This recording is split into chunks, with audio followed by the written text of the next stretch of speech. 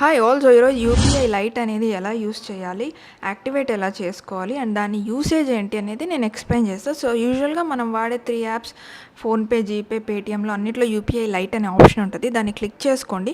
మీరు first time అయితే 2000 rupees లోపల ఎంతో కొంత యాక్టివేట్ చేసుకోవడానికి ట్రాన్స్ఫర్ చేసుకోండి మీ అకౌంట్లో నుంచి, బ్యాంక్ అకౌంట్లో నుంచి.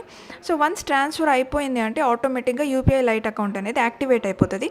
మీ బ్యాంక్ దగ్గర నుంచి కూడా మీకు మెసేజ్ వస్తుంది ఎట్లా యాక్టివేషన్ అయ్యింది అని చెప్పి. ఇప్పుడు నేను ఆ యూపీఐ లైట్ అకౌంట్లో ఉన్న అమౌంట్తో నేను ఒక ట్రాన్సాక్షన్, ఒక పేమెంట్ అనేది చేస్తున్నాను ఇక్కడ. సో 752 రూపీస్ పేమెంట్ అనేది చేసా. అండ్ ఇప్పుడు నేను యూపీఐకి యూపీఐ లైట్కి ఉన్న డిఫరెన్స్ ఎక్స్ప్లెయిన్ చేస్తాను. సో ఇక్కడ మనకి యూపీఐ లైట్ సెక్షన్లో పేమెంట్ హిస్టరీలో నేను ఇప్పుడు చేసిన ట్రాన్సాక్షన్ కనిపించింది.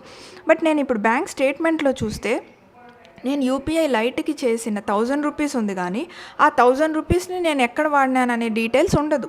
సో అదే యూపీఐ లైట్ ఒక యూసేజ్. అంటే మనము డే టు డే లైఫ్లో చాలా 5 రూపీస్లు, 10 రూపీస్లు యూసేజ్ అనేది చేస్తూ ఉంటాం. అవన్నీ మన స్టేట్మెంట్లో స్టాక్ అయిపోతే మనం ఎప్పుడైనా ఏదైనా పెద్ద అమౌంట్ వెరిఫై చేసుకోవాలనుకున్నా మనకి కన్ఫ్యూజన్ అయిపోతుంది. అలా కాకుండా ఈజీగా ఉండడానికి యూపీఐ లైట్ అనేది ఒక వ్యాలెట్ లాగా వర్క్ చేస్తుంది. సో ఇక్కడ ఎలాగో మనకి పేమెంట్ హిస్టరీ అనేది వస్తుంది లైట్లో నుంచి మనం యూస్ చేసిన వాటికి. సో స్టేట్మెంట్లో రిఫ్లెక్ట్ అవ్వకుండా మనకి ఈజీగా ఉంటుంది అన్నమాట.